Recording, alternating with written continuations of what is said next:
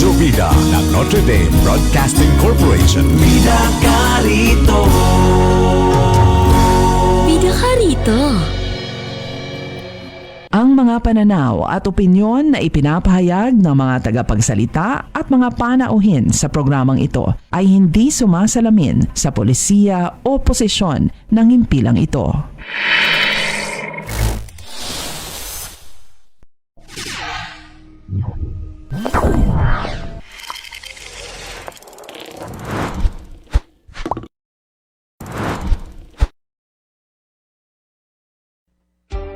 Para sa pinakabago at makabuluhang impormasyon at kaalaman mula sa Ministry of Human Settlements and Development, narito na ang programang MHS Delivers. Hatid ng inyong mga tagapaglingkod na information officers na sina Salimbay Abdullah at Juwayriya bin Emran Muhammad. MHS Delivers, naglilingkod upang maibigay ang mga tulong at serbisyong pabahay at hanap buhay para sa bawat pamilyang Bangsamoro. MHS Delivers sa pamumuno ni Minister Hamid Aminuddin Bara at sa liderato ni BARM Chief Minister Ahud Balawag Ibrahim Al-Haj. MHS Delivers.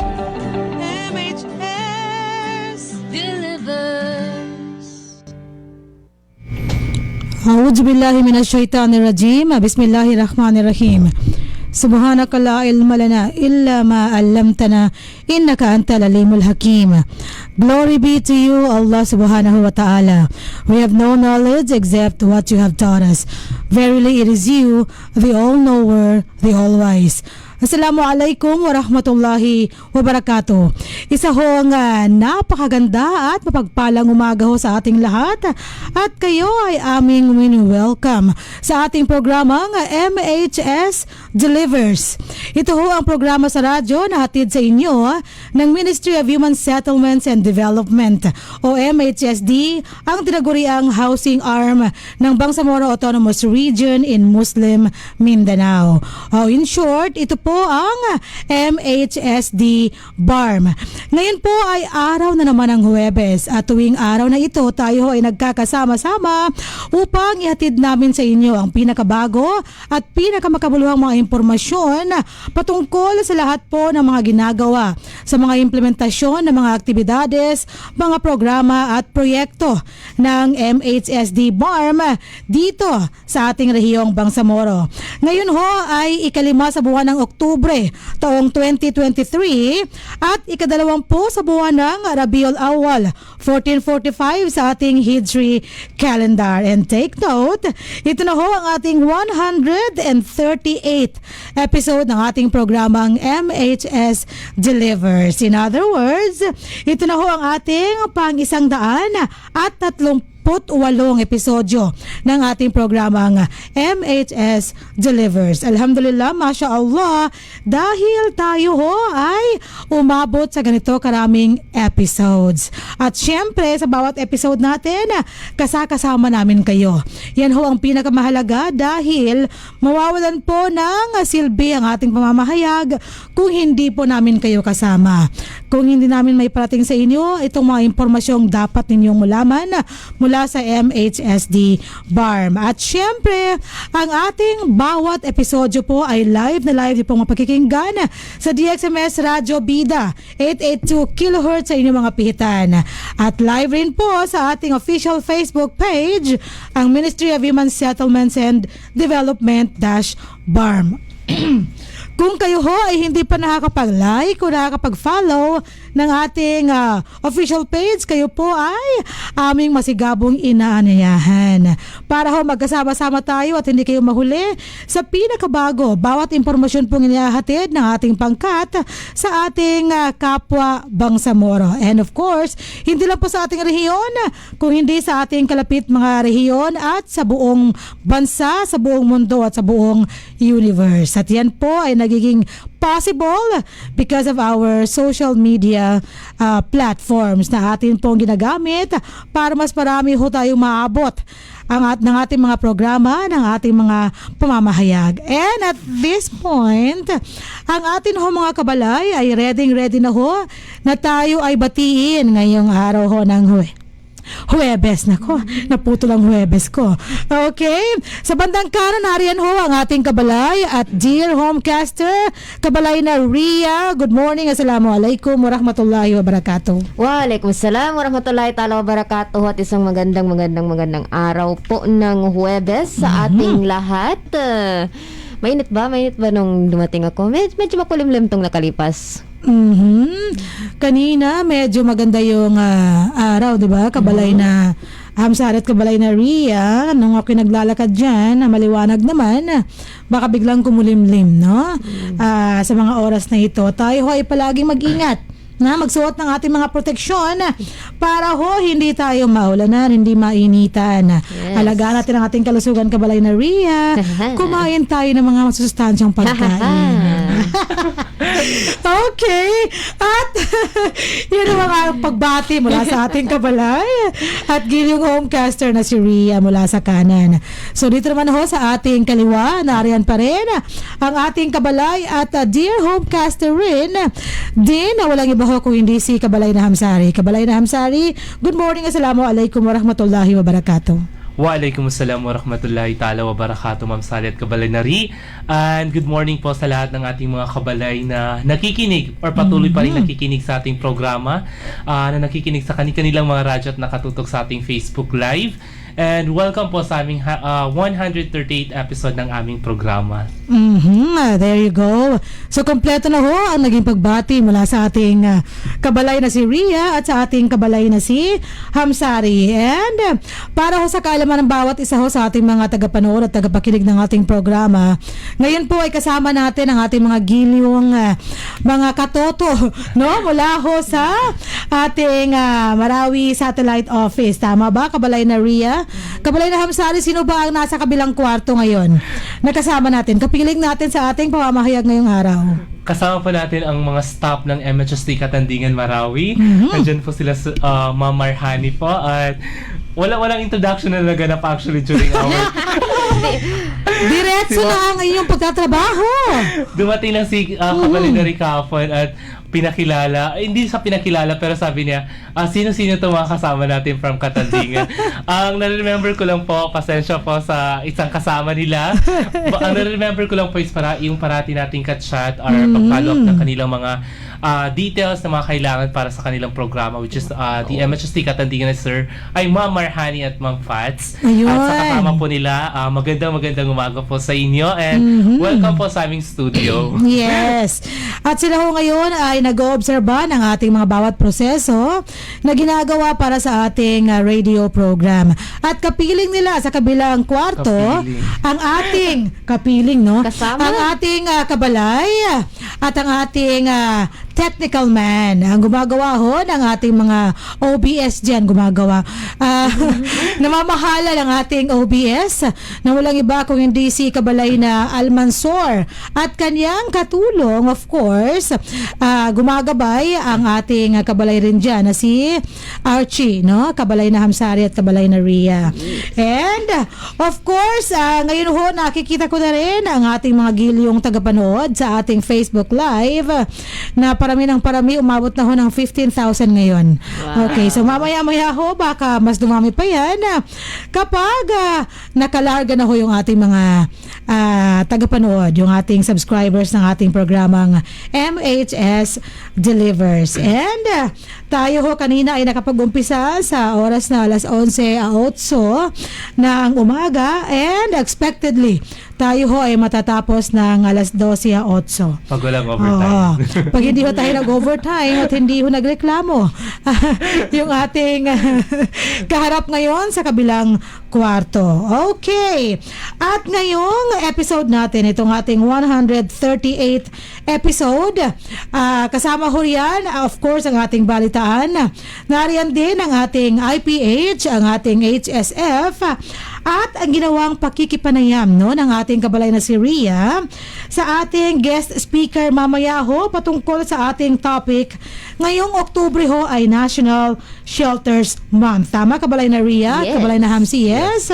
National Shelter Month 2023. At napakagaling ng nakapanayam ng ating kabalay rito na si Ria. Mamaya mapapanood natin at mapakikinggan ang naging pakikipanayam ng ating kabalay na si Rhea sa ating guest na surprise na ho namin pakikilala sa inyo mamaya. Okay? Bago tayo dumako sa ating balitaan ngayong araw na ito, atin pong panoorin muna ang ating napakahalagang paalala regarding our housing loan projects. Ang ating 9 requirements on how to avail of our housing units under this project. So, Kabalay na Almansor, please take it away.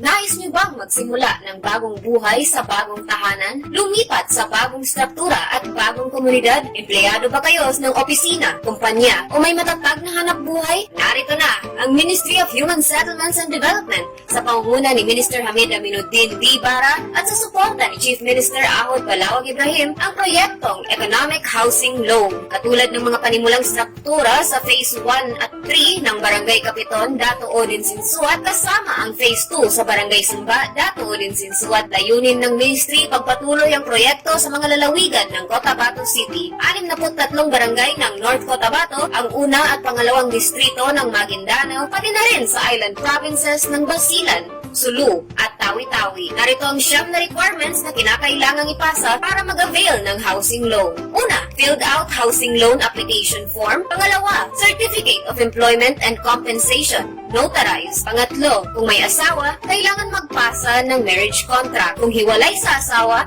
kailangan magpasa ng separation papers. At kung balo naman, kailangan magpasa ng death certificate of spouse. Pang-apat, payroll o payslip. Panlima, proof of billing. Pang-anim, 2 piraso ng 1x1 ID picture. Pang-pito, photocopies ng 2 valid IDs with 3 specimen signature. Kung may asawa, parehong 2 kopya ng IDs na may 3 signatures bawat kopya. Pang-walo, authorization letter na nagpapahintulot sa Pag-ibig Fund na imbestigahan ang beneficiary. At ang huli, pang-siyam, membership status verification slip. Para sa pagpasa ng mga requirements o para sa mga karagdagang impormasyon, maaari kayo mag-chat sa Ministry of Human Settlements and Development, BARM Facebook page o makipag-ugnayan sa opisina ng Ministry of Human Settlements and Development sa MHSD Regional Office, Bangsamoro Government Center, Rosary Heights 7, Cotabato City.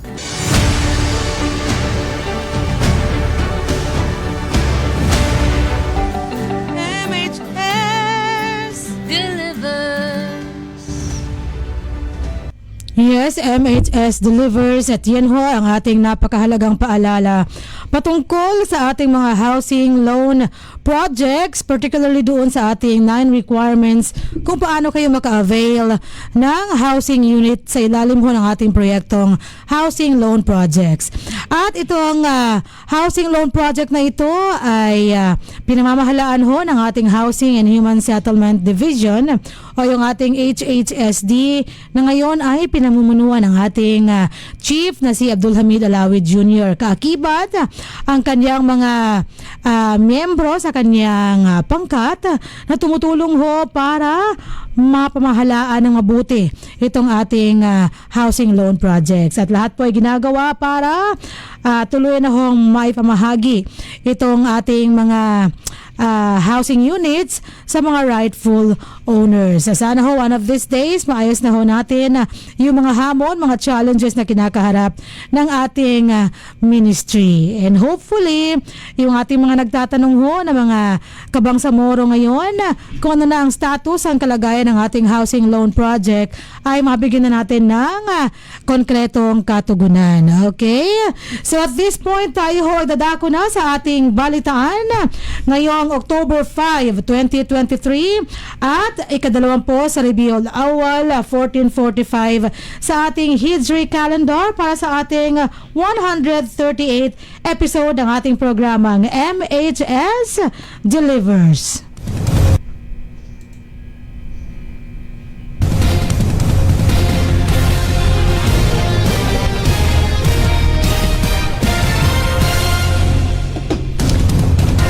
At para ho sa ating headlines ngayong araw, MHSD pinangunahan ang mga workshop sa Module 2 at 3 ng CLUP formulation para sa mga LGU sa Basilan. Ikalawa sa ating headlines, Living with Waters Forum ng MHSD, umanid ang papuri mula sa mga delegado. At ang ikatlo at huling headline, mga lider, hepe at pinuno ng MHSD nakibahagi sa entrance conference kasama ang COA BARM. At para sa detalye ng ating unang balita, MHSD pinangunahan ang mga workshop sa Module 2 at 3 ng CLUP formulation para sa mga LGU sa Basilan. Narito si Kabalay na Ria. Pinangunahan ng Ministry of Human Settlements and Development ang housing arm ng BARM ang mga workshop sa Module 2 and 3 ng pagbalangkas ng Comprehensive Land Use Plan, ang CLUP, para sa mga local government units, mga LGU sa Basilan na ginanap sa MPW Hostel BGC Santa Clara sa probinsya ng Basilan noong 18 hanggang 21 ng Setyembre 2023. Tampok sa aktibidad ang paglalahad ng mga paksa sa pagbalangkas ng zoning ordinances, mga ZO at Geographic Information System, mga GIS mapping. Tinalakay din ang mga paksa sa Demography Study, Land Use Planning Tools and Analysis, Development Trust and Spatial Strategies, Climate and Disaster Risk Assessment o CIDRA at Maps Preparation gamit ang Quantum GIS. Ibinahagi ni Attorney Janiza M. Makapantar, Chief ng Environment, Land Use and Urban Development Division, ang ILUD, ang katayuan ng mga CLUP sa Bangsamoro, ang 12 mahalagang hakbang na kasama ang proseso sa CLUP at ang kasunod na pagsusuri at mga hakbang sa pag-aproba ng plano. Pagkatapos ay pinakita ng mga kalahok mula sa LGU ang kanilang mga unang draft ng CLUP na binuo sa panahon ng Module 1 Training Workshop na tinasa ng mga technical na kawani ng Ministry para sa refinement sa panahon ng mga workshop. Upang mahusay na makapagbalangkas ng kanilang CLUP, hinati sa 2 grupo ang mga kalahok, ang pangkat na nakatutok sa right shop sa pangunguna ni Suharto S. Wahab, Director 2 for Technical and Regulatory Services, at suportado ni Chief Makapantar kasama ang mga Provincial Housing and Homesite Regulation Officers ay nakatuon sa pag-update ng kanilang sector data. Samantalang mapping team na ginabayan ni Arturo A. Racaza, GIS Specialist na tinulungan ng mga Information Technology staff ng MHSD, ay nagtrabaho naman para sa pagbalangkas ng mahahalagang mapa ng CLUP. Kabilang ang mga base maps, thematic maps, at hazard maps sa pamamagitan ng Quantum GIS tool. Nagbahagi ng mensahe ng pagsuporta si Aldin H. Asiri, Deputy Minister ng MHSD, matapos tanggapin ni Ibrahim M. Harudain, MPA Director 1 para sa MHSD Basilan Provincial Office, ang mga kalahok. Ibinahagi ni Raja M. Ahmad, Acting Provincial Director para sa MILG Basilan Office, ang kanyang mensahe ng pasasalamat sa MHSD team at mga pinuno kasama na ang pampatibay loob sa mga opisyales at kawani mula sa LGU. Ang aktibidad ay formal na isinara ni Director Wahab kung saan binigyang diin niya ang kahalagan ng CLUP kumpara sa iba pang mga plano. Nais kong bigyang diin ang kahalagaan ng pamumuhunan sa ating CLUP. Bagamat ang paggawa ng CLUP ay nangangailangan ng malaking pagsisikap, ito ay minsan ang pamumuhunan na nagdudulot ng pangmatagalang benepisyo. Sa sandaling mayroon na kayong CLUP, lahat ng mahalagang dokumento at plano na kailangan mo ay naroon. Mas madali ang paggawa ng desisyon at pagpaplano. Tandaan natin na ang CLUP na ito ay para sa inyo at sa inyong mga LGU na idinisenyo upang pagsilbihan ang inyong mga komunidad. Hinihiling din namin sa inyong mga local chief executive na maging consistent sa pagpapadala ng parehong mga kalahok para sa training workshop na ito para sa pagpapatuloy ng trabaho, paalala ni Director Wahab. Ang mga kalahok ay binubuo ng mga Municipal Planning and Development Coordinators, Planning Officers at Mapping Technicians mula sa mga LGU ng Akbar, Albarca, Haji Muhammad Ajul, Haji Muhtamad, Lamitan, Lantawan, Maluso, Sumisip, Tabuan Lasa, Tipo-Tipo, Tuburan, at Ongkaya Pukan. Ako pang inyong lingkod bang sa Marjoy, Ria Bintameran Muhammad, magbabalik.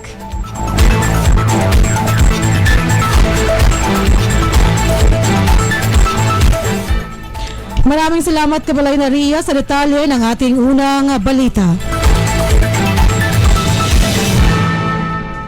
Samantala, Living with Waters Policy Forum ng MHSD pinuri ng mga delegado at mga bisita.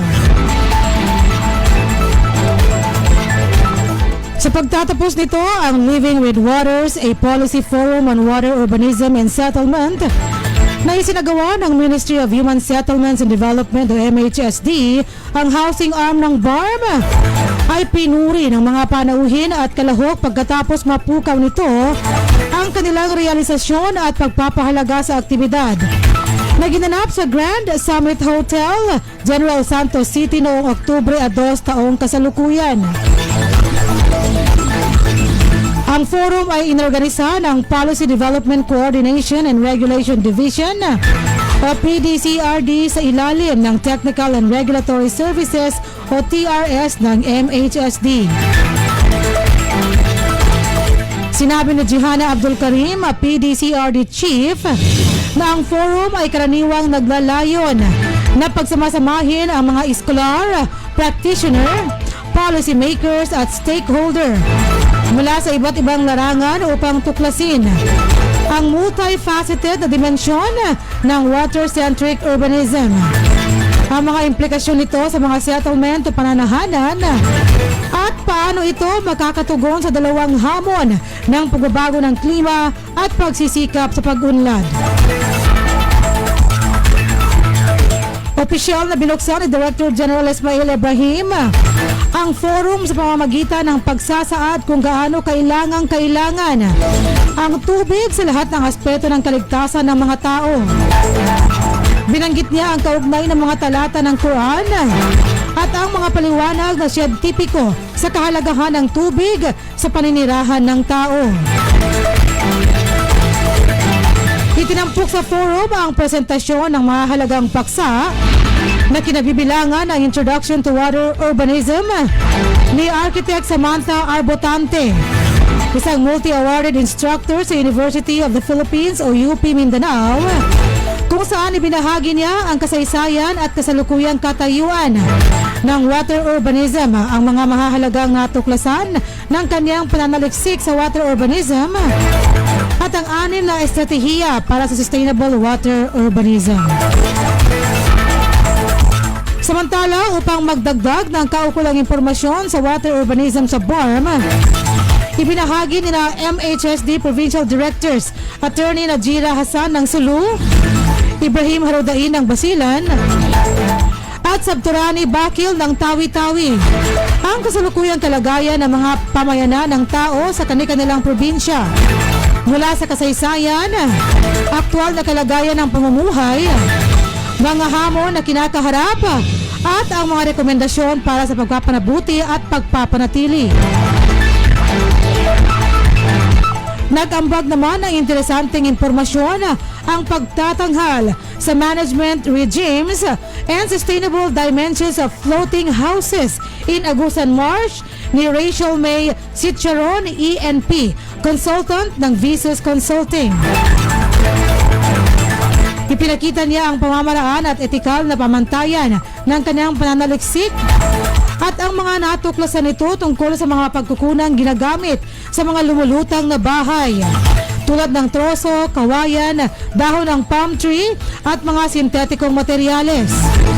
Pagpapanatili ng kapaligiran, pagpapanatili ng ekonomiya, pagpapanatili ng lipunan, mga hamon na kinakaharap, at mga natukoy na mahahalagang rehimen sa pamamahala.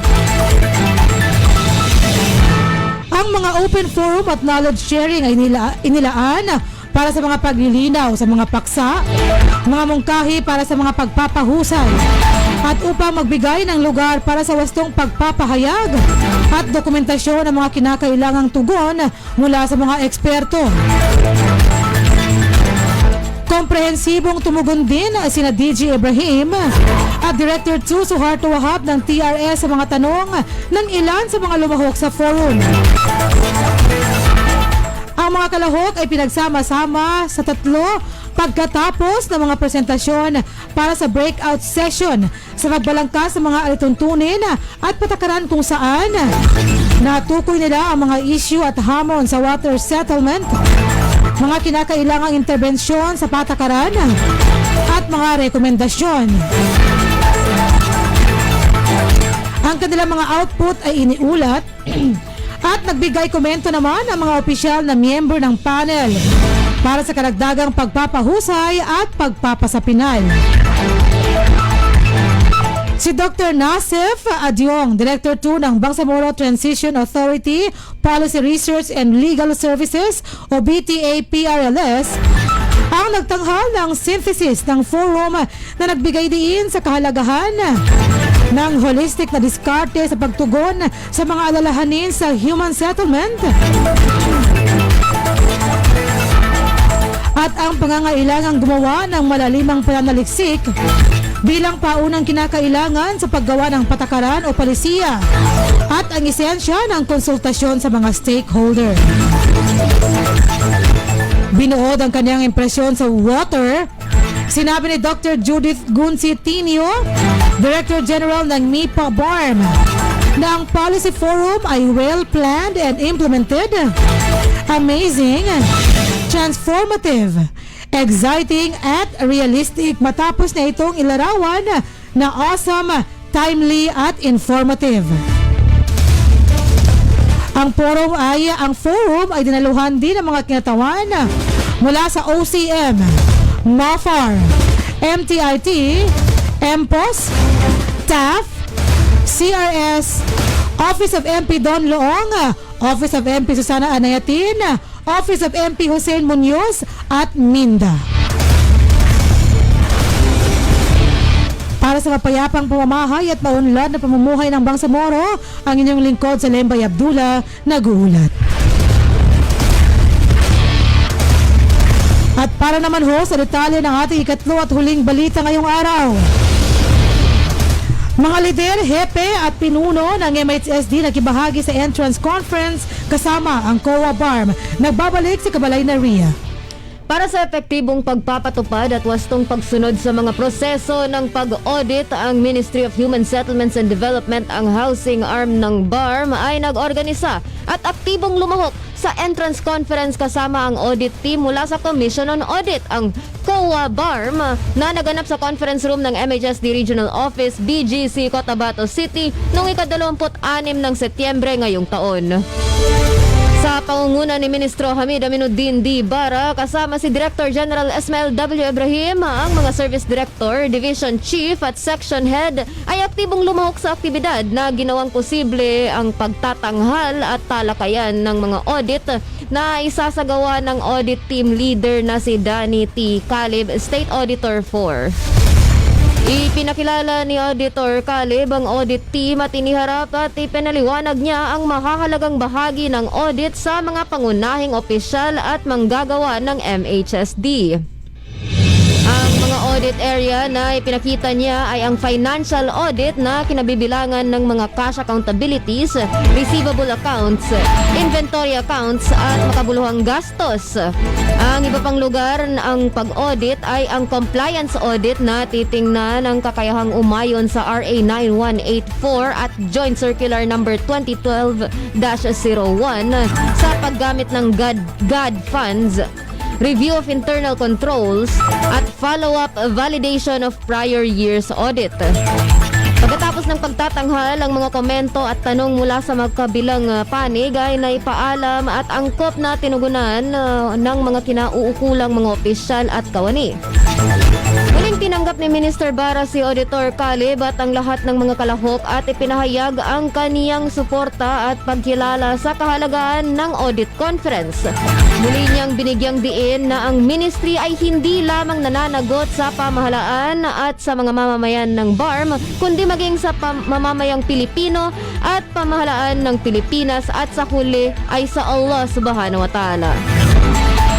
Tinapos ni Director General Ibrahim ang aktibidad sa pamamagitan ng pasasalamat sa lahat ng organizers at sa mga kalahok, lalo na sa accountant, budget officer at cashier ng Administration and Finance Division. Tiniyak niya sa auditor at sa grupo na gagawin ng management ng MHSD ang lahat ng makakaya upang matiyak ang wastong pagsunod at pagganap ng mga responsibilidad dito para sa pinakamahusay na mga resulta. Ang entrance conference ay sinasagawa taon-taon upang ipaalam sa auditee ang mga mahalagang audit na gagawin at ang kanilang mga mahalagang proseso, ang mga responsibilidad nito sa ilalim ng audit at ang mga kinakailangan sa pag-audit. Para sa mapayapang pamumuhay at maunlad na pamamaya ko pong yung code Bangsamoro Joy, Binta Imran Muhammad, nagulat.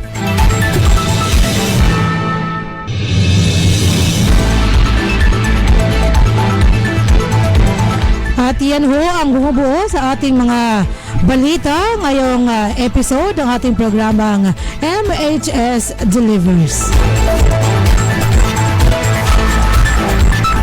Sana ho ay marami kayong nakuhang mahahalaga at makabuluhang impormasyon mula ho sa ating pagbabalita. At tayo ho ay magbabalik pagkaraan lamang ng ating maikling paalala para sa ating IPH, HSF at ang ating MHS Discusses.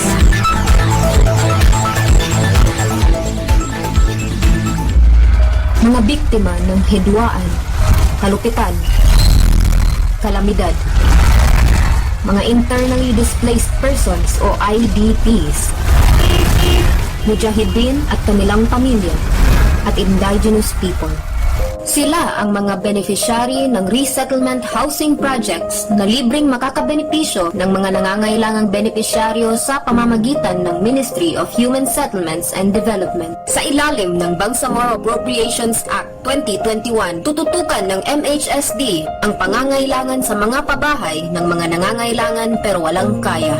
Sa ilalim ng pamumuno ni Minister Attorney Hamid Aminuddin Bara at sa suporta ni Chief Minister Ahod Balawag Ibrahim, narito ang Ministry of Human Settlements and Development para punan ang pangangailangan para sa mga bagong tahanan para sa mga nawalan. Para sa mga karagdagang impormasyon, maaari kayo mag-chat sa Ministry of Human Settlements and Development FARM Facebook page o makipag-ugnayan sa opisina ng Ministry of Human Settlements and Development sa MHSD Regional Office, Bangsamoro Government Center, Rosary Heights 7, Cotabato City.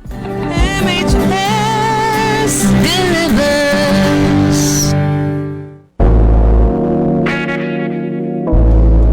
Yes, at yun ho ang ating napakaikli, subalit importante yung paalala regarding our resettlement housing projects na atin pong isinasakatuparan sa buong rehiyon ng Bangsamoro Autonomous Region in Muslim Mindanao. Ang ating proyektong nabanggit kanina ay atin pong isinasakatuparan sa mainland sa probinsya ho ng Maguindanao, sa Lanao del Sur at sa Special Geographic Area. At syempre, hindi mawawala ang ating island provinces, ang mga probinsya ng Basilan, Sulu at Tawi-Tawi.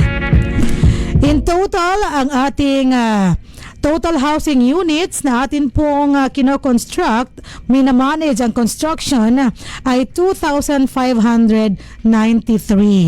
And some of these housing units ay naipamahagi na natin sa ating beneficiaries. And more housing units ang ating i-award sa ating beneficiaries. This October, meron yata tayo, no? Kabalay na Ria at kabalay na Hamsari. Kung hindi ngayong October, early November. That's right, correct. At yan ho'y magaganap dito sa Maguindanao at sa ating island provinces. Tama? Yes. Okay, so ngayon ho, ating pakinggan ang trivia. Ano nga bang importanteng impormasyon ang hatid sa atin ng ating kabalay na si Ria under our IPH. Kung ano man ho ang IPH without O, narito si kabalay na Ria.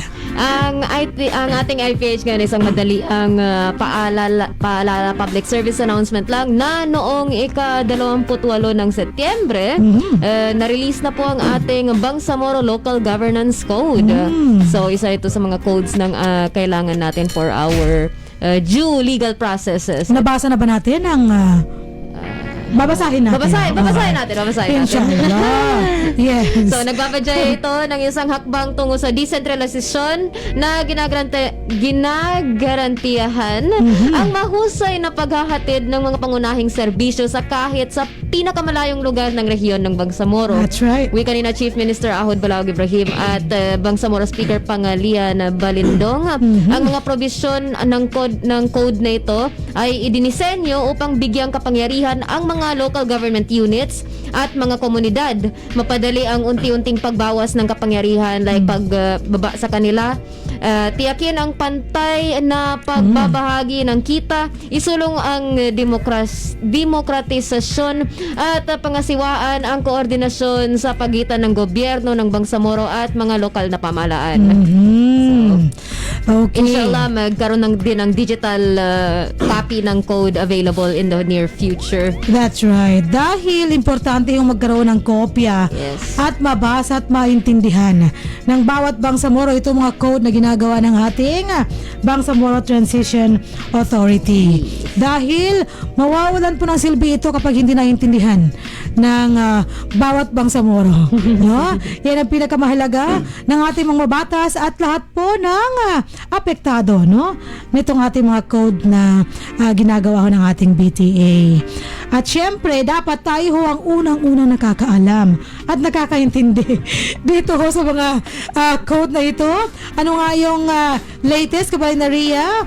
Bangsamoro Local Governance Code. Ang Ayan. BLGC. And accordingly, napakarami hong pages. Itong code na ito, umpisahan na ho nating basahin para maintindihan natin, no? Reading with comprehension. Dapat nagbabasa at iniintindi.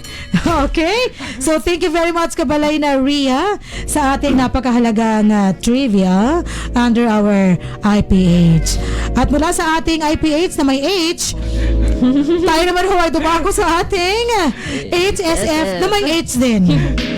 Sige, narito ho si Kabalay na Hamsari para ihatid sa atin. Na may H din. Na may H din. Puro may H. At sa Limbay Abdullah, may H din sa huli. Okay. Joy. Ria. Joy Ria. Pinabasa ko. Gusto kong dagdagan ng H. Juhayria. Juhayria pala. May H dun sa dulo. May H sa dulo. Ano kaya meron sa H At isa, mo? 3 taon na tayo nagtatawa. Oo nga. May H nga. Ano meron sa H na ito at palaging kasakasama natin, no? Sige. Hello! Okay. Kabalay na Hamsari, bigay mo na sa amin ang iyong practical tips para ho sa ating kalusugan at sa ating kaligtasan. Kabalay na Hamsari? Yes po, Ma'am Sally. At para po sa ating segmentong Health and Safety First, Best Health is Your Greatest Wealth. Para po sa episode ngayong araw, ating pong pag-uusapan kung ano nga ba itong Henipa virus or mas kilala sa tawag na Nipah virus. Nako. Yes, so Ma'am Sally, narinig na yan. Marami nang nagtatanong. At mga dapat nating gawin para makaiwas tayo dito. Ang Nipah virus ay isang zoonotic virus. Ito ay nakukuha mula sa mga hayop patungo sa tao at maaari ding maipasa sa pamamagitan ng kontaminadong mga pagkain or karni ng mga hayop or direkta sa pagitan ng mga tao. Sa mga naawang tao, nagdudulot ito ng iba't ibang sakit or mula sa symptomatic or subclinical na infeksyon. Ang Nipah virus ay nagkaroon ng unang outbreak noong 1999 na nanggaling sa karne ng baboy na naganap sa Malaysia. At ayon sa ulat at wala pa pong bagong outbreak na naiulat sa Malaysia noong 1999. Actually po, Ma'am Sally at Kabalay na rin, nagkaroon po tayo ng kaso nitong Nipah virus or mas kilalang Nipah virus sa ating bansa na na-detect mula or ang nasabing kaso ay na-detect mula sa Sultan Kudarat noong 2014. Sultan Kudarat Province Yes, or po. Sultan Province? Province po. Okay. Noong 2014. Pero tiniyak naman po ng Department of Health sa publiko na walang mga bagong kaso ng infeksyon ng Nipah virus sa Pilipinas for this outbreak na nanggaling sa India maliban po noong 2014. And alhamdulillah po, ayon sa datos ng Department of Health, wala pong kaso na naitala sa ating bansa sa bagong outbreak po na nanggaling sa India. At narito po ang mga dapat nating gawin or malaman para sa outbreak nitong bagong sakit na Nipah virus. Una, alamin ang tungkol sa sakit mula sa Nipah virus. Yes. Ang sakit na mula sa Nipah virus ay dala ng Nipah virus at Hendra virus. Ito ay nakukuha mula sa dumi, laway, at dugo ng paniki or fruit bat, baboy, kabayo, o sa pagkain ng mga prutas na kontaminado nito. Or yung mga hayop na parang na-kontaminado nila yung mga prutas or mga karne na ating kinakain. Nakainan nila. Yes, Tapos, so Sally. kainan mo. That's the right term. Ang sakit ay maaaring magdulot ng pamamaga ng utak at pulmonya. Mataas ang tsansang maawa ang sasakit sa mga lugar na pinamumugaran ng mga paniki. Maging maaga patiwasan ng sakit, siguraduhin ang kaligtasan, parating magsuot ng protective equipment kung maaaring ma-expose sa dugo or laway, dumi at dumi na nanggaling sa paniki, kabayo or baboy. Gumamit ng pantakip ng mga mata or tinatawag nating goggles, pantakip ng ating bibig or face mask or mga boots kapag tayo po ay nagtatrabaho or mga magsasaka. Kasi sila po yung parating na expose sa ganito. Yes, po Ma'am Sally. At iwasan ang pakikisalamuha sa mga hayop na alam natin may mga sakit kasi hindi po tayo sigurado kung ito po ba ay normal na sakit ng mga hayop. Tama. Iwasan ang magpunta sa mga pugad ng mga paniki at mag-interaksyon sa mga baboy at kabayo. Oo, huwag masyadong mag-adventure, ha? Feeling close. At iwasan ang pagkain ng mga prutas sa mga lugar na malapit sa pugad ng mga paniki at itapon ang mga prutas na may mga kagat nito. Uli, siguraduhin nahugasan ng mga mabuti ang niluluto natin na pagkain or mga karne ng ating usual na kinakain, like mga sa ating mga kapatid na Kristiyano ang mga kaninang mga baboy. At iwasan po natin, tugasan po natin mabuti. Yes. At kung may mga sintomas naman po, magkonsulta sa pinakamalapit na healthcare provider. Maaari din itong tumawag sa DOH. Nag-provide na po sila National Patient Navigation and Referral Center or NPNRC hotline sa numerong 1555 at piliin ang option number 2. Bukas po ang kanilang hotline araw-araw mula 8 a.m. hanggang 5 p.m. po, Ma'am Sally. At narito pong mga sintomas na dapat natin obserbahan. Ito ay sa mga mga sumusunod, like yung mga lagnat, sakit ng ulo, pananakit ng mga kasukasuan, pagsusuka, pangangati ng ating mga lalamunan at pag-ubo.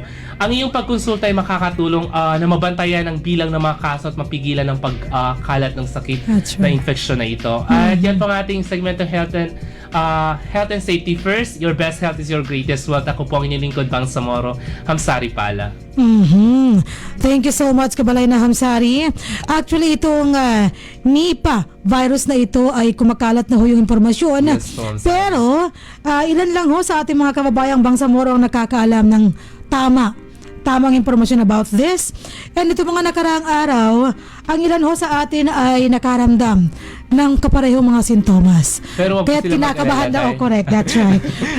Dahil wala pa hong kaso ng Nipah sa ating bansa. Pero yung mga sintomas na kanilang nararamdaman is maybe dahil sa kondisyon ng panahon meron tayo ngayon, Ma'am Sally, pa iba. Tama. Ulan at ngayon mainit na araw po. mainit, biglang uulan mamaya-maya.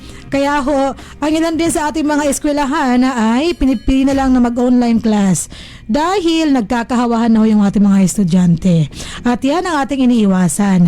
Kaya tayo ho ay palaging kumain ng gulay at prutas para ho maging matibay ang ating pangangatawan. Ako po ay nakatingin sa kabilang dako ng ating istasyon.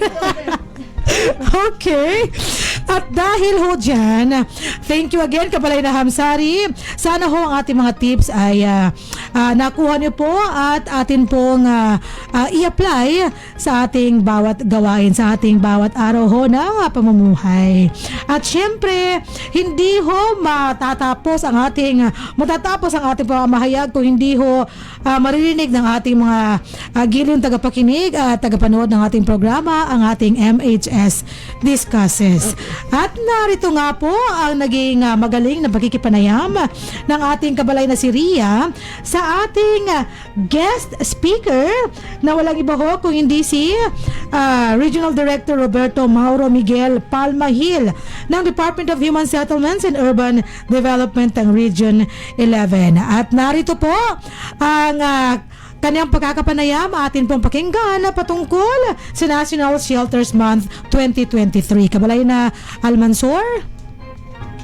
Assalamualaikum warahmatullahi taala wabarakatuh at isang magandang araw ng Huwebes sa atin lahat. Narito po tayo muli para sa isa pang segment ng MHS Discusses. At ngayong araw na ito makakasama po natin pag-usapan ng National Shelters Month 2023. Siya po ang Regional Director ng Department of Human Settlements and Urban Development Region 11, Bachelor of Laws graduate ng Ateneo de Davao University, Regional Director Roberto Mauro Miguel P. Palmahil. Assalamualaikum and good morning, sir.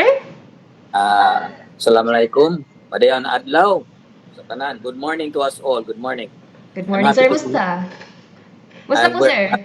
We're doing good. We're good. But quite busy right now sa office because, again, it's National Shelter Month. It's National Shelter Month. We have so many activities lined up. Yes. So, without further ado, para sa ating mga kabalay na nakikinig sa radyo at nanonood sa ating live stream sa MHSD BARM Facebook page, dive right in na po tayo dun sa questions. Sir, ano po itong National Shelters Month na ito? At ano po ang responsibilidad ng DSUD, ng Department of Human Settlements and Urban Development, para sa aktibidad na ito? Okay. Thank you, no? Good. Well, National Shelter Month was came into fruition when then President Fidel V. Ramos signed Proclamation number 662 declaring October as a National Shelter Month. So this is in accordance with the worldwide celebration of World Habitat Day, which is celebrated every first Monday of October. So that's the reason why National Shelter Month came into fruition and was signed as part of the national activity of our government since 1995.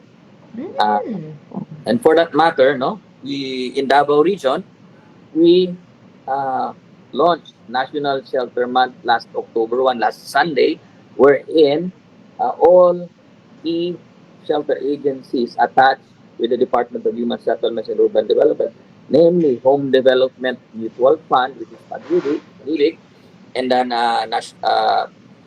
National Housing Authority, National Home Mortgage Finance Corporation, Social Housing Finance Corporation, and of course, the newly created Human Settlements Adjudication Commission, which was created as part of the HSUD to handle quasi-judicial functions, joined in the launching of National Shelter Month, along with private developers and the United Architects Association of the Philippines, the Dayawan Chapter, and the Geodetic Engineers Association here in Davao City. Maraming partners ang DSUD and meron technically ganun din ang partners ng MHSD. For reference, same partners ng DSUD would be same partners ng MHSD para sa housing processes ng ating region. So, doon po sa pag-start ninyo ng pag-kick off ng National Shelters Month, ano po ang overarching theme ng taong to para sa National Shelters Month, sir?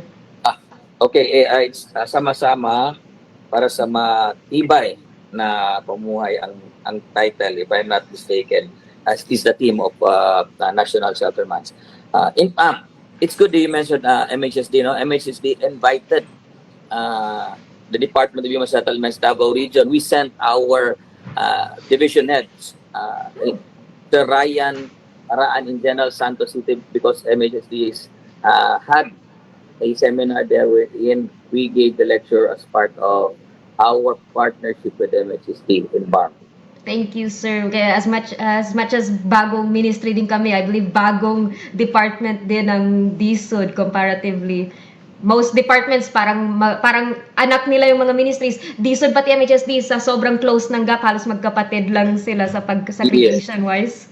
So any help from DSUD, laking help yun sa MHSD. Thank you. Ever since we've been partners, it was ARM before, and when I was then the regional director of HLURB, wala pang DHSCD, it was Housing and Real Estate Regulatory Board, no, HLURB. I was the regional director for regions 11 and 12, and we provided technical and legal assistance to ARM before Ministry of Human Settlements before during my time as regional director of HLURB. And we will continue that partnership right now with MHSD and BARM, because we are always happy to share our experiences. No, and to my mind, nobody has the monopoly of intelligence, or what. We need to share our best practices so that we can better serve our country. Agreed. That's very inspiring, sir. And base sa tema natin, very in tune. So with that theme, dun po nakaangkla yung mga activities natin for this month. May gusto po kayong i-share na activities from either Davao or at a national level for National Shelters Month? Yes, okay. So for everyone's information, if you're coming to Davao region, it's a nationwide activity where several regions will be simultaneously celebrating and will have their own plans and activities for the entire month. But for Davao region, everyone is invited, especially during our housing fair, which will be on October 12 to 14 at SMCT Davao Annex, wherein we will be signing a memorandum of agreement and memorandums of understanding to several cities and municipalities in the Davao region. Hopefully, our Secretary Jerry Cusar or his representative will be attending, together with the Honorable Secretary Leo Teresa Magno, the Presidential Assistant for Mindanao East, will be gracing this occasion, together with the mayors of, hopefully, with Davao City, Island Garden City of Samal, Digo City, Nabunturan Municipality, and that's it. Mati City also, Mati City. Oh, that's a lot of collaboration with LGUs para ma-bring the activity together. Yes, and with that, there will also we'll be having several activities which will orient homeowners association, federations and confederations in the Davao region. We will start giving orientations and assistance to various SOAs. October 5 we will be in Tagum City. October 13 we will be in Babak Samal. 14 in SM Davao, which we will be awarding the Huana and Huarang leader, the Homeowners Association Huana leader, and the male and female leader, of the leaders of Homeowners Associations in the entire Davao region. On the 17th, we will be in Panabo City. On the 20th, we will be in Mati City. And of course, on the 26th is the final activity of our HOA division in Almendras, in Davao City. And finally, there will also be a mangrove planting. We are going to give back to nature. We will be planting mangroves in the Aboitiz owned area in Punta Dumalag, with the DNR and other e-shelter agencies. We will also be sending invitations. Maybe MSSD will also grace this occasion and join us in this celebration. Inshallah. And finally, there will be a closing ceremony simultaneously with the central office on October 31. So that's it for the entire month of October. Full pack yung activities. You said meron kayong immediate activity bukas, which is by the presentation of this interview today, Thursday. Kaya hindi po siya available live sa ating program. Pero syukran for attending. That's why I requested that the interview be done today, because tomorrow we have an activity in Tagum City. Safe travels, sir. So those were the activities for National Shelters Month lang. Wala pa doon ang actual full services at buong activities ng DSUD. Gusto niyo po i-share kung ano po yung usual na services provided outside of National Shelters Month, sir? Thank you for that question. Right now, we are conducting technical assistance to the 10 local government units in the province of Davao de Oro for their local shelter plan. The local shelter plan mainly is I call it the constitution, the constitution of the LGU in providing basic services for our brothers and sisters who needs housing. ISF families, double families. The local government unit will prepare these documents, will review and assess who are the ones targeted in their municipality or city which can immediately avail of the services of our government for housing. Namely, the Pambansang Pabahay para sa Pilipino program, the flagship program of our President Bongbong Marcos for our country today. Hype. It's been a long time coming. I believe the first news of the 4PH was 2022. At ngayon naghahabol tayo lahat para ma-fill in yung gap niya na at was buong nation ngayong 2023. Yes. In fact, we are targeting hopefully 6 million houses. There's a backlog of 6 million houses.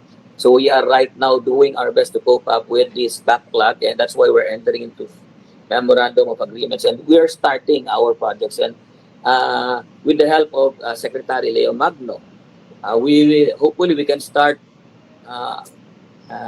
construction by end of the year.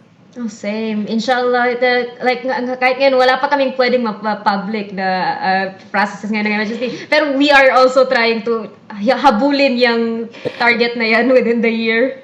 I commit na if you need assistance, if you need any other, I'm willing to assist you. Not only me, but my team is more than willing to assist you so that we can realize this dream of providing the Pambansang Pabahay para sa Pilipino program, not only in Davao region, but also in BARM. Shout out sa Housing and Human Settlements Division namin, Sir Gadi. Andito na po yung approval ni Sir, ni RD. So, shout out sa ating Housing and Human Settlements Division. Sila po yung nag-benchmarking ngayon sa ang daming DSUD offices para sa 4PH na ito and more para sa ma-fill in yung gap, yung housing gap ng BARM, inshallah. Aside for dun, sir, may iba pa po kayong services or activities na nais i-share sa ating mga kabalay? Just like now, when DHSUD, for everyone's information, HLRBB4 has made 4 main functions. Regulatory function wherein we register homeowners association, we issue registrations and licenses to sell to developers of subdivision and condominium projects.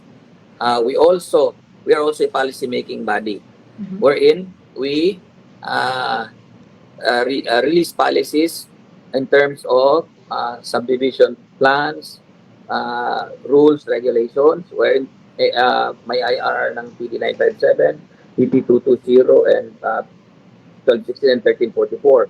Kami yung in charge dyan.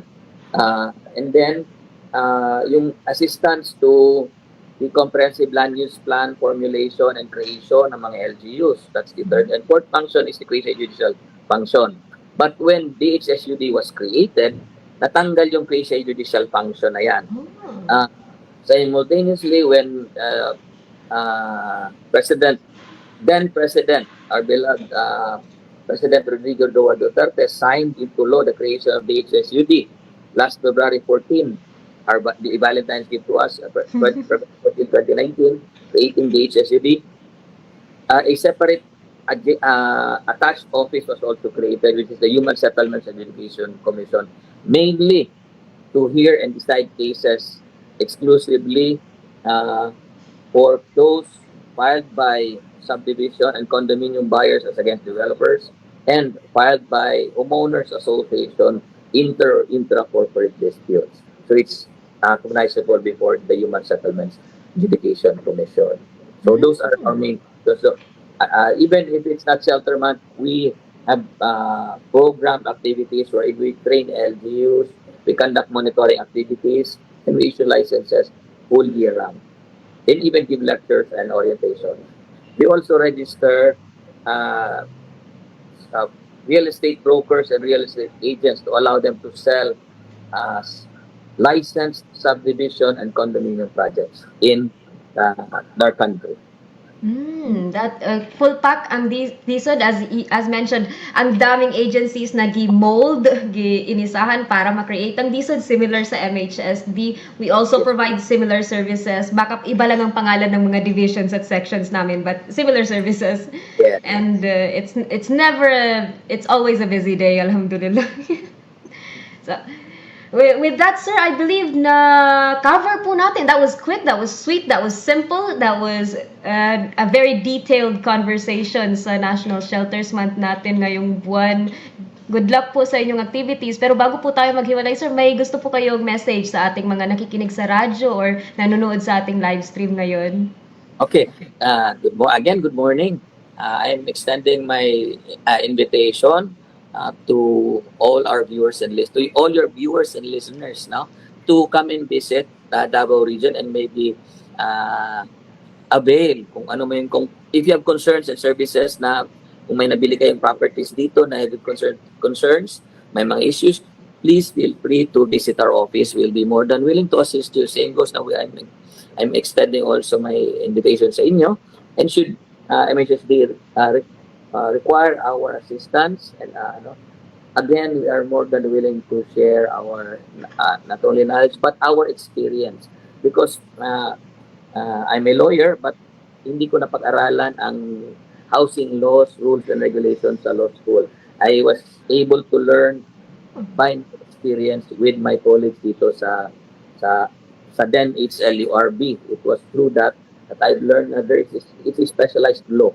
No, so we need really to share information so that we can better serve our country. Yes, sir. Agreed. And with that, yun po ang ating guest ngayong talakayan na ito, Attorney Roberto Mauro Miguel P. Palmahil. Tama pong pag-pronounce ko sa name niyo, sir. Yes, ma'am. But I just used Miguel para sobrang haba. Sir, RD Miguel, Regional Director ng Department of Human Settlements and Urban Development ng Region 11. Syukran sa inyong oras at pakikinig, at syukran RD sa inyong knowledge, sa inyong time, sa inyong pag-accept ng aming invitation.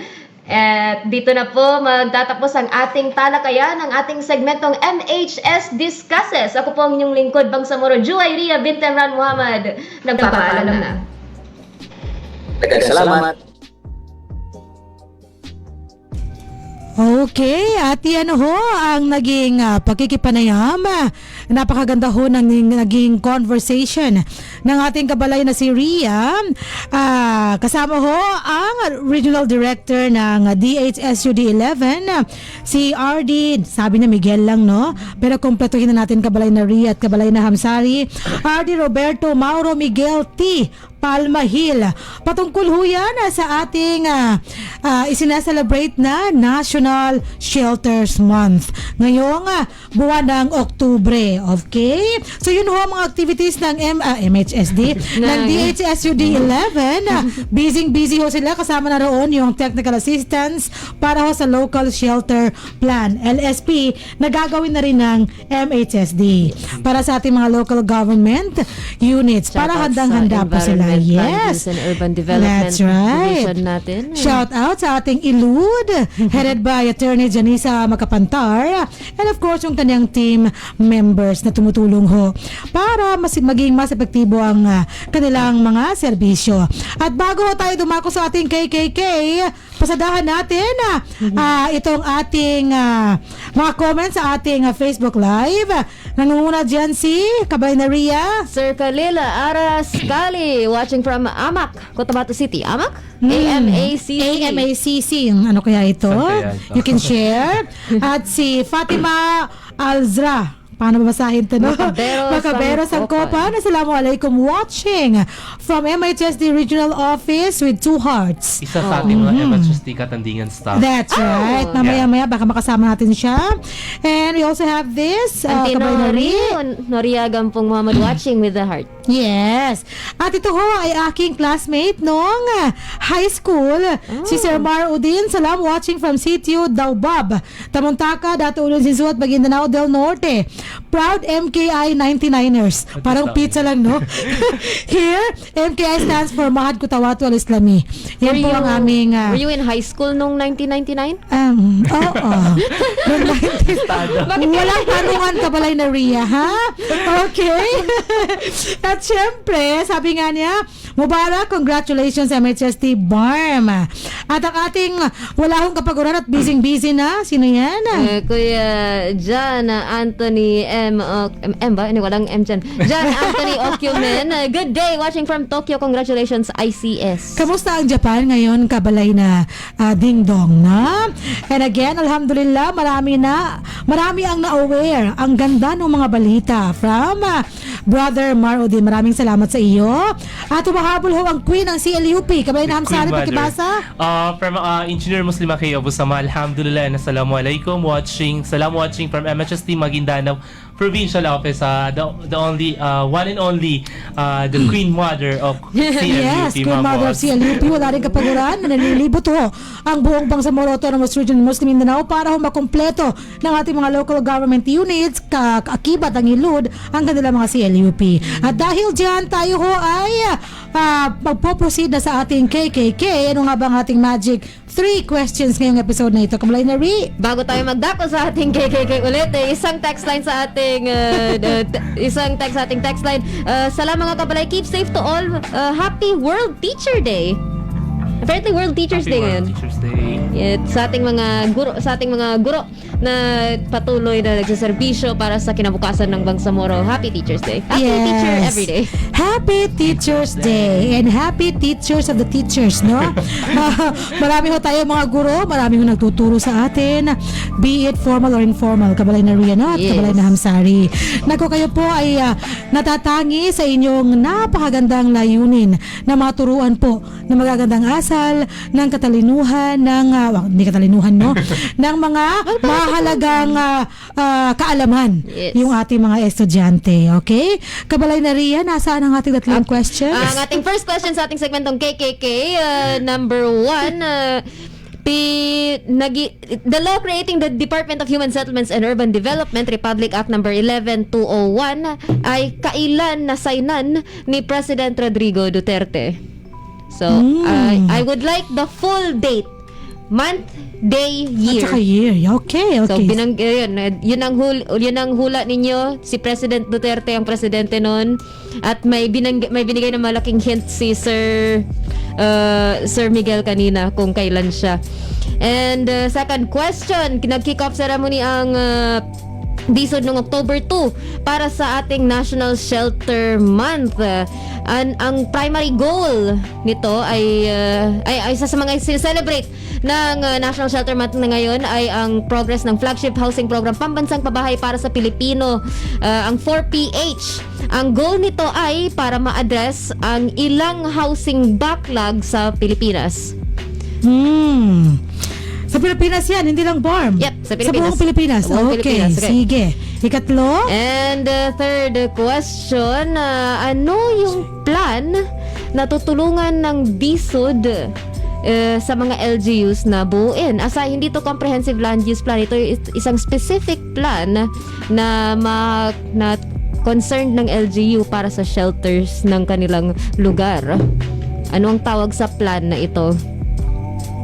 Ano nga yun, kabalay na Ria? Pakiulit ang ating 3 questions. Okay, ang first question, kailan nilagdaan ang pagbuo ng DSUD, month, day at year? Kompleto. Date yan, date. Second question, ilang housing backlog ang nais i-address ng 4PH sa Pilipinas? And last question, ang plano na ito ay upang bigyan ang urban poor sector ng security at tenure para sa kanilang standard of living. Tutulungan ng DSUD 11 ang ilan sa mga local government units nila para sa pagbuo ng plan na ito. Okay, so yan ho yung ating magic 3 questions. At kabalay na Ria, pakiulit ang ating text line. Yes, so i-text lamang ang tamang sagot sa numerong 0955-799-4778. Muli, 0955-799-4778. At i-text lamang ang tamang sagot at posible kayong mananalo ng 100 peso load. There you go. At 5 winners po ang ating bibigyan ng 100 peso load each every episode natin. At dahil dyan, tayo po ay tapos na sa ating MHS discusses at ang ating KKK. Kompleto na ho ang rekado ng ating MHS Delivers. Ngayong 138 episode nito. At syempre ho, tayo ay kailangan na hong magpaalam sa ating episode ngayon dahil nakatingin na naman sa atin si Kuya Dennis at si Archie sa kabilang kwarto. Okay, sa ngalan ho ng ating napakabait at napaka-supportive na minister sa MHST BARM na walang iba ho kung hindi si Attorney Hamid Aminuddin Bara. At kaakibat ho ang ating very generous at very supportive din na Deputy Minister Aldin Asiri at ang ating ever coolest, ever generous na Director General Esmail Ibrahim at sa ngalan nina. Ako po ang inyong lingkod Bang Samoro, Joyria Bintemran Muhammad. At ako po ang inyong lingkod Bang Samorom, Sari H. Pala, at sa ating kasamaan sa ICS, Technical Staff, Sir Datunaz A. Daud, Sir Almansur S. Ugaw, at sa ating mga kasamaan sa MHST Katandingan Marawi na tayo'y sinamaan sa episode na ito. Ma'am Marhani M. Kamar, Ma'am Najla M. Abulais, and Ma'am Fatima Alzra A. Sangkupan. At sa technical side ng DXMS, Sir Archie, Sir Rupert, Sir Dennis, Sir Jonathan, maraming salamat po sa pagsama sa amin sa episode na ito. Yes, that's right. Thank you very much, Kabalay na Ria at Kabalay na Hamsari. At syempre, sa lahat po ng kabahagi ng ating pamamahayag sa radyo para ho sa ating kapwa Bangsamoro at sa buong Pilipinas at sa buong mundo at buong universe. At ito po ang inyong lingkod, sa Lembay Abdullah na palagi hong nagpapaalala na dapat lahat ho ng ating gawain ay guided by our hashtags. At yan po ay hashtag trabaho ko, ibada ko, hashtag work with excellence and perfection, hashtag Our home, our dream, and hashtag building community, building ummah. Wabillahi taufiq wal hidayah, and with Allah comes all success and guidance. Kami po ay nagpapaalam na sa ating episode ngayong araw at palagi hong nagsasabing Assalamualaikum warahmatullahi wabarakatuh. Sumainyo ang programang MHS Delivers. Naglilingkod upang maibigay ang mga tulong at serbisyong pabahay at hanap buhay para sa bawat pamilyang Bangsamoro. MHS Delivers sa pamumuno ni Minister Hamid Aminuddin Bara at sa liderato ni BARM Chief Minister Ahod Balawag Ibrahim Alhaj. MHS Delivers.